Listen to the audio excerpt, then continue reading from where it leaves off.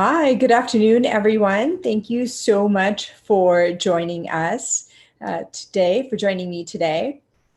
My name is Dr. Arati Kreibich. I am running for Congress in New Jersey's 5th District. The election for the Democratic nomination is July 7th. As we know, in New Jersey, we have an all vote by mail election this year. So if you have your vote by mail ballots, please make sure that you bubble in the circle next, or the ellipse next to my name, Arati Kreibich. It's column 3 in Bergen County, and make sure that you mail it in on or before July 7th. We only really have 2 days left to go. If you haven't received your ballot, or if you have another reason for needing to vote on July 7th, there are provisional ballots that are available the day of. You can go to the polling place. Every municipality should have one polling place that you can go to vote on July 7th. So please, one way or another, make sure that you have your voice heard in the primary on July 7th. So I highly encourage you to come out and vote.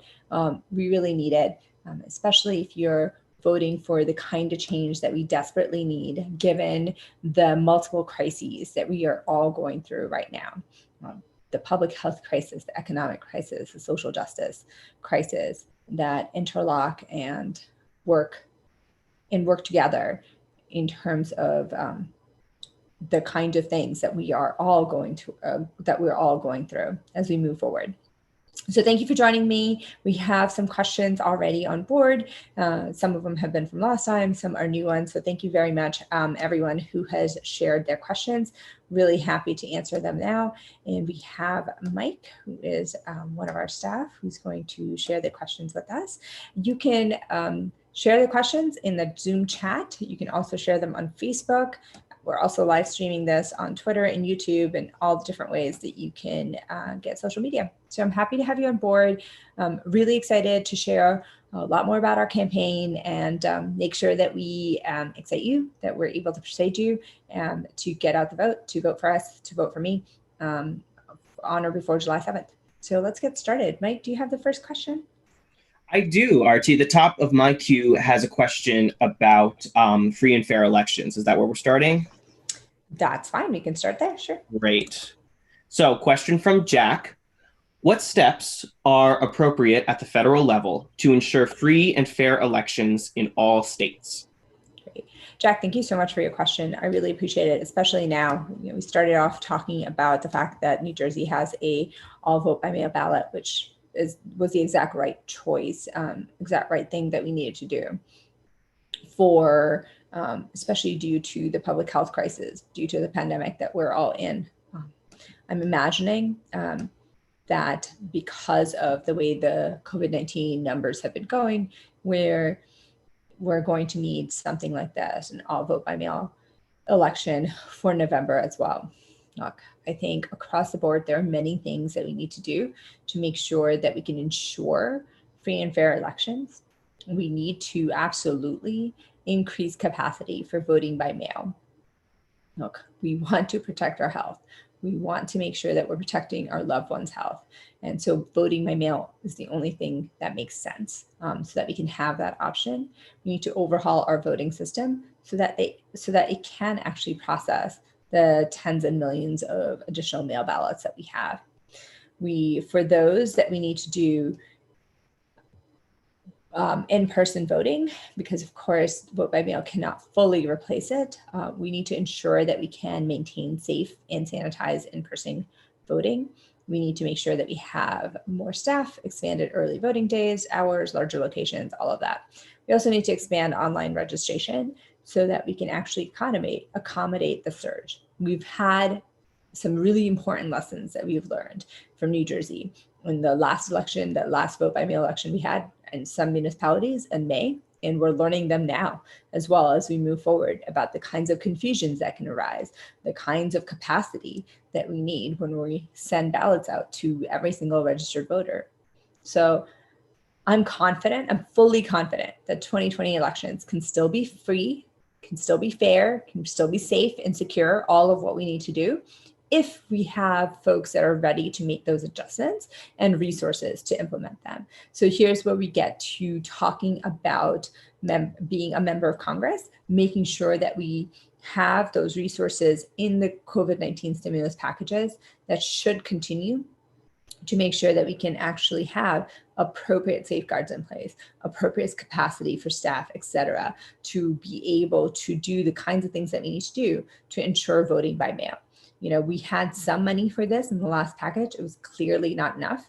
We really need to think about this and really need to invest in this moving forward, because our democracy is already fragile and we can't afford to have it be to suppress any more votes. This is going to be one of the most important elections in our lifetimes.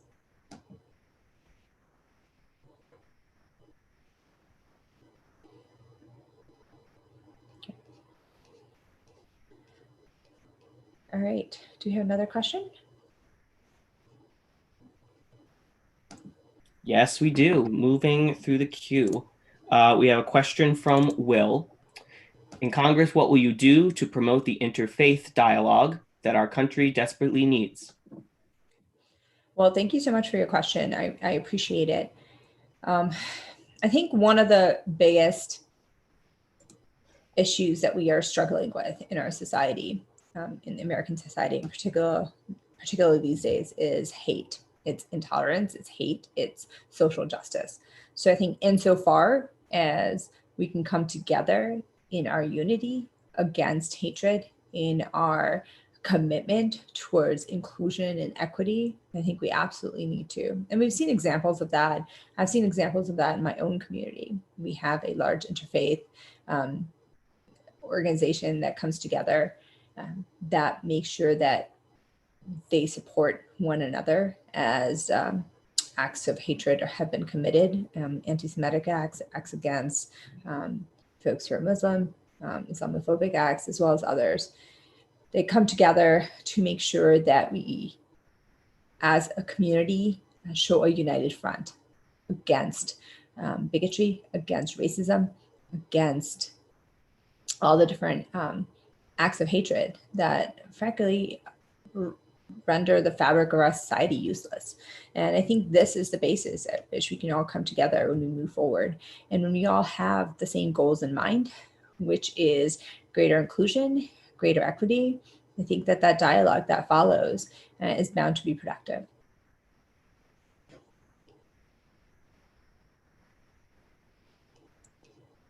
Okay. Next question. Great. We have a question from Jonathan coming on the screen now. Jonathan in Mawa asks, what is your position on a federal jobs guarantee?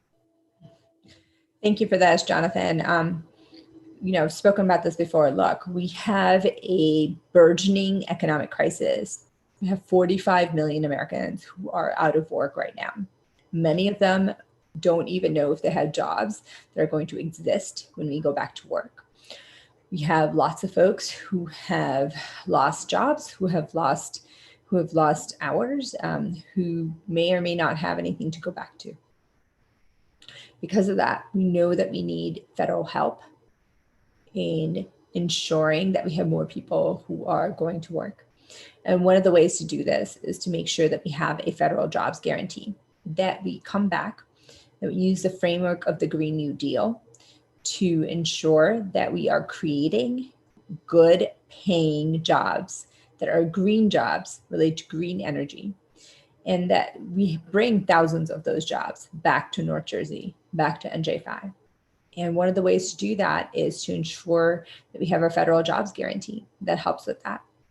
I think this is essential as we move forward, as we have a vision about how we're going to get out of this economic crisis, and at the same time ensure that we are more resilient and more sustainable for the future, because we all know that the climate crisis is here. We all know that it's existential. We all know that what we need to do is to have a seismic shift in the way we consume energy, in the way that we think about a future. And the only way we're going to be able to do that is with a future that is fossil fuel free. So I think framing this in the Green New Deal and making sure that we have a federal jobs guarantee is the way that we're going to move forward. And it's the way we're going to help lots of folks that are unemployed right now.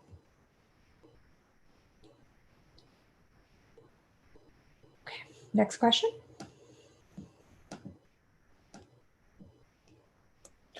We have a question from Billy in Norwood. A question about your support for a specific act. Would you support the ERNET Act? Billy, thank you for that question. I appreciate it. So the ERNET Act is one that is calling for internet companies to curb child sexual abuse material in their platform. And on the face of it, it sounds like a really good idea. Why would we not be for it? And of course, that makes sense, right? That's something that we're all about. But it falsely suggests that we have to choose somehow between protecting children and protecting other fundamental rights, including privacy and free expression. In terms of, Human Rights Watch has shared that. So I would say that there are lots of holes in here in terms of privacy protections. We all, I think, agree with ensuring that we do everything that we possibly can to curb child sexual abuse material on the internet.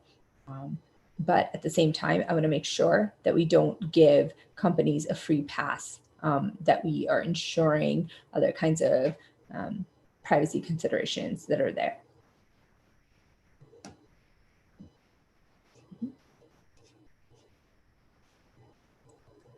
Okay, great. Our next question comes from Maggie in Allendale. Maggie asked, what is your stance on gun control?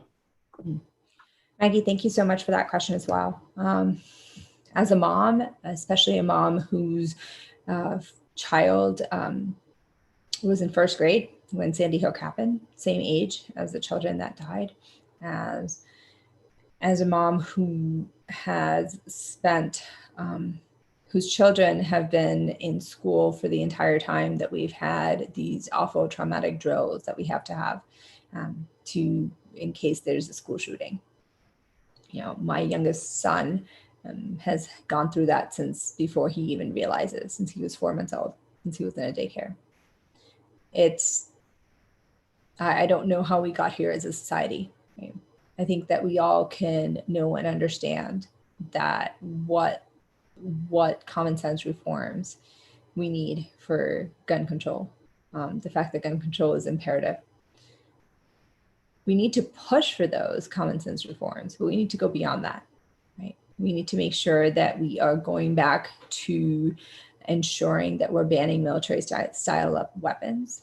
We need to ensure that we have gun licensing. We need to make sure that we do everything we can beyond the universal background check laws that we have been pushing for. So I am very proud to be a member of Moms Demand Action, that I have been for a few years now. I'm very proud to have been on the ground organizing and helping as a council member, as a mom. I'm very proud that I am now a Moms Demand Action gun sense candidate. And so I intend to do everything I can and bringing my organizing credentials, my organizing experience when I go to Congress to ensure that we don't just stop at one bill that has been now signed by the House related to universal background checks, that we go beyond that to truly protect our kids and to truly protect our entire nation from the scourge of gun violence.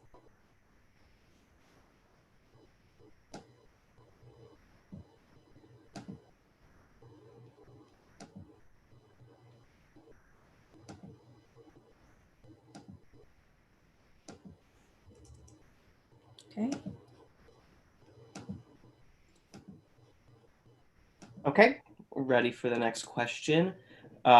This question comes from Mark, who's watching on Facebook Live. Mark asks, what is your stance on a fossil fuel moratorium? Great. Mark, thank you. And thank you for watching us on Facebook Live. I appreciate it. I think that we absolutely need to move towards a future that is free of fossil fuel. Fossil fuel moratorium is something that has been a long time coming. I am it's mind-boggling to me in so many different ways that we had multiple bailouts for fossil fuel companies in the COVID-19 stimulus packages.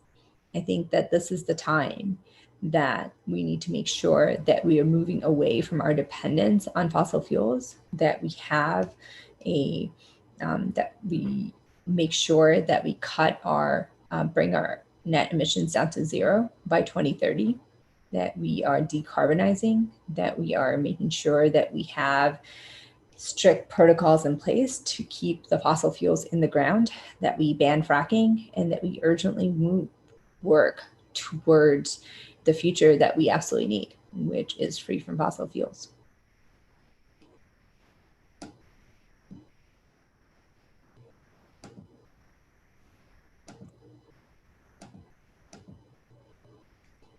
Okay, our next question comes from Jeffrey. He's also working on Facebook, and I like the nickname he gives you here, Dr. K. I haven't heard that, but I don't know, maybe it'll stick.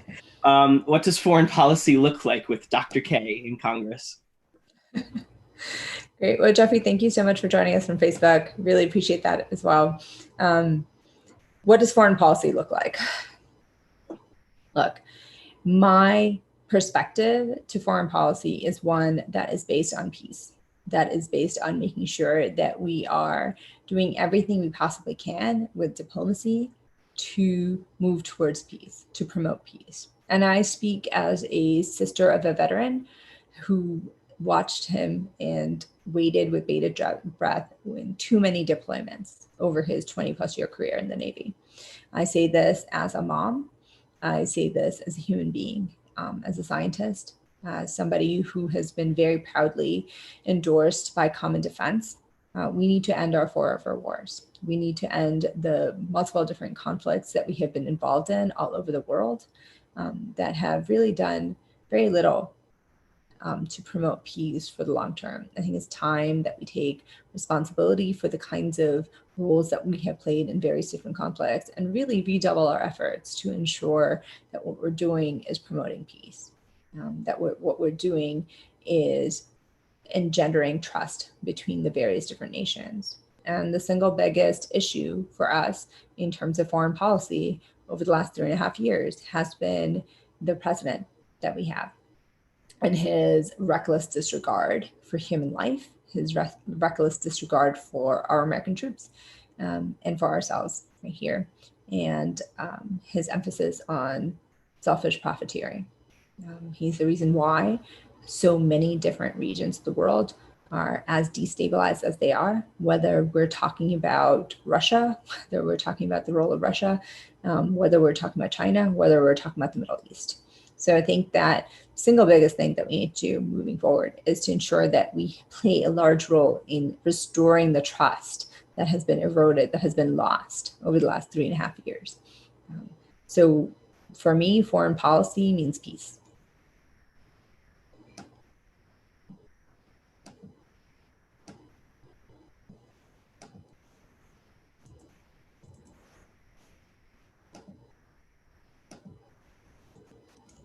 Okay, we have our next question from Jason, also watching on Facebook. His question on the screen here: what is your stance on marijuana decriminalization and legalization? Thank you for that question. I think that on the federal level, we need to decriminalize marijuana. We need to make sure that we legalize it on a federal level. It's the only way we need to move forward. We've shared this multiple times, and I think this makes the most amount of sense moving forward. I know that in New Jersey, this is going to be our referendum in November, and I fully expect that it's going to pass. I think it's true for multiple reasons that we need to support this. We need to support it not just because multiple studies have shown that medical marijuana use really leads to decreases, correlates with decreases in opioid overdoses and opioid use. We know that marijuana has multiple medical components that are important, particularly as they relate to pain, particularly as they relate to ensuring that folks are not addicted with opiate as they are with opiate painkillers. We also know about the history of criminalization that we have in our society. We also know that the war on drugs has never really worked except to criminalize and really uphold systems of racism. And for that reason and more, we need to ensure that we decriminalize marijuana and that we legalize it on a federal level.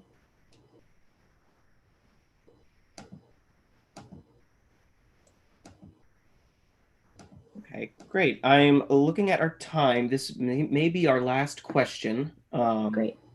Yeah, let me share it. Martin in Hackettstown asks, Josh, your opponent, might as well be a Republican. How can we win in a district with a mentality that elected him twice? Great. Martin, thank you for that question. Really appreciate it. And I agree with you. I think that our Congress member, who I thought was going to be fighting for us, really hasn't been doing much more of that. And the proof is in the fact that he has voted against the Democratic Party more than 200 times. And with Trump 77% of the time in 2018. He's voted with Trump more than 30 times on immigration, 20 times on immigration, more than 30 times with Wall Street, more than 20 times on the environment. He voted, his first vote was to roll back Obama regulations on the environment and health. And we've already seen all the effects of deregulating the EPA, of not enforcing the kinds of things that we need to enforce, especially when parts of New Jersey get an F in air pollution. Not, to speak nothing of water pollution, all the other things that we have that we are struggling with, especially in this pandemic crisis as we move forward.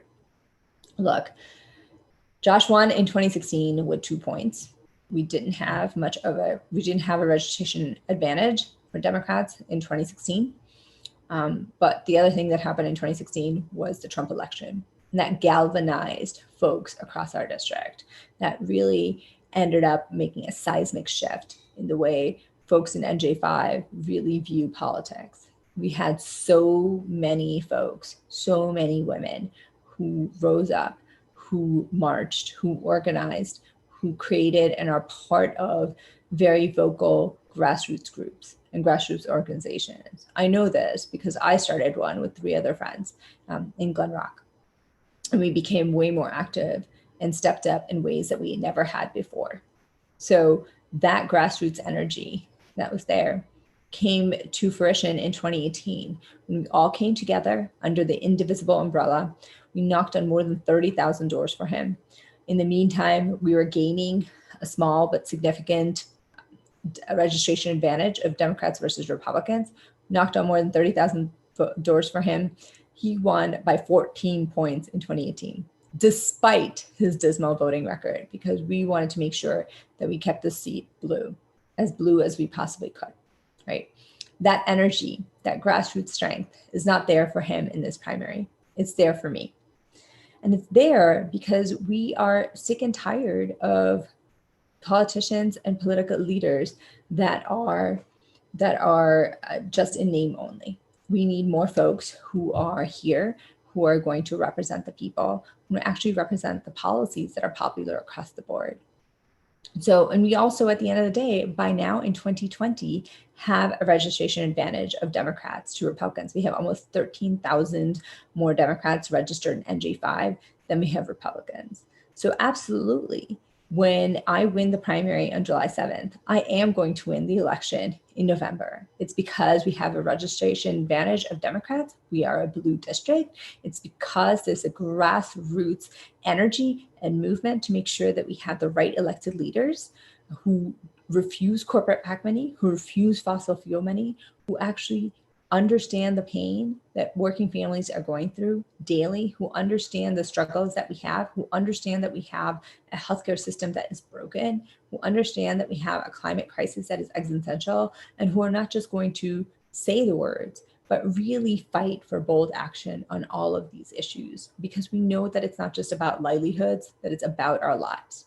And this is something that resonates across the district, across the political spectrum, whether you're a Democrat, whether you're a Republican, or if you're unaffiliated. We've seen this This is why the movement that we're building is so much bigger than even just this campaign. And this is why we're going to win big, not just on July 7th, but also in November. So I think we're already changing hearts and minds.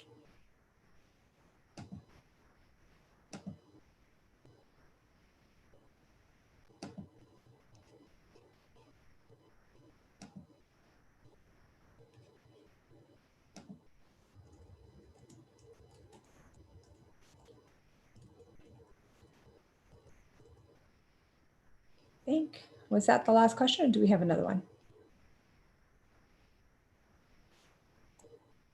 So actually a few more, this always seems to happen. A few more came in right towards the end here. So I know we won't be able to get to all of them, and we will follow up either in tomorrow's town hall or the campaign will reach out otherwise. Yeah, so we might be able to get one more in, Artie, do you think?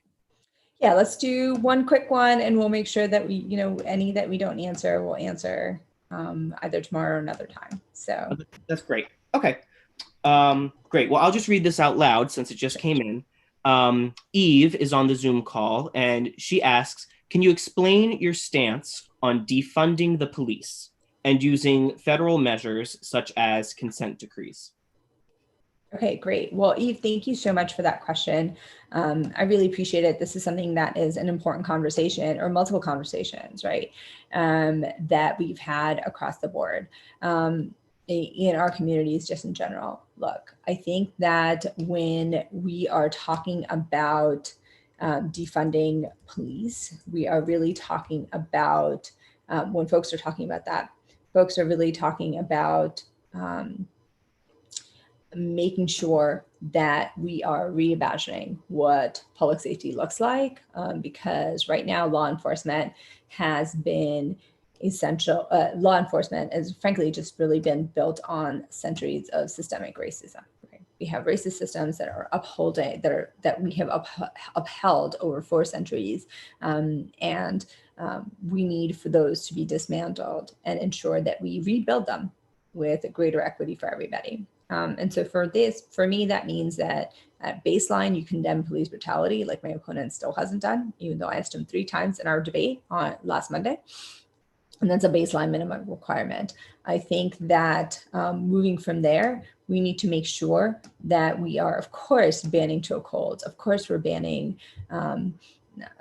ensuring transparency in our record keeping, and all of those very minimal requirements that we need to ensure are happening all across. And I think that is, again, the minimum where we need to go. I think what we really need to do beyond also banning tear gas use in our own people is to end qualified immunity, is to ensure that we do everything that we possibly can to ensure that we are holding people accountable for their action and that we're not letting them get above the law at the end of the day. I think for me, that is front and center when we start talking about that. For places like New Jersey, I think it's imperative that we really talk about what civilian review boards look like for municipalities. I know there's been a bill in the state legislature that was introduced that argued for citizen review boards in every municipality. And, I think a conversation around what that would look like and how much influence we could have so that we can actually have, ensure that we are restructuring in a way that makes sense for the communities. I think it's absolutely vital. I think that at the end of the day, we need to make sure that when we are doing our funding allocation, that we are looking at the kinds of resources that we're putting more resources towards things that are going to strengthen our social safety net, that we're putting more resources towards ensuring mental health and social services, et cetera, rather than in armed personnel that are going to be resolving conflicts that clearly could be resolved in ways that are safer for everyone else. So I think that, to me, is really what reimagining public safety and rebuilding these systems looks like. But I think it absolutely starts at a baseline with ensuring that we're condemning police brutality, that we're condemning the kinds of systems that we already have in place, and a desire and a willingness to really look at everything and be able to dismantle it, and a willingness to be able to dismantle these systems in ways that are going to be productive and effective across the board. So thank you for that. All right. Well, thank you so much. We are at the end of the time right now. I really appreciate all of these questions. I think these are really important conversations that clearly we are all having in our communities. I think these are very important questions that we should be asking our congressional candidates, that we should be asking our political leaders across the board, particularly in times of crises that we're going through right now. So I welcome them. If we didn't answer your question, know that I or the campaign will reach out with answers. And/or we'll have them for the next town hall, which will be tomorrow. So thank you so much for tuning in. Please vote. Please vote on or before July 7th.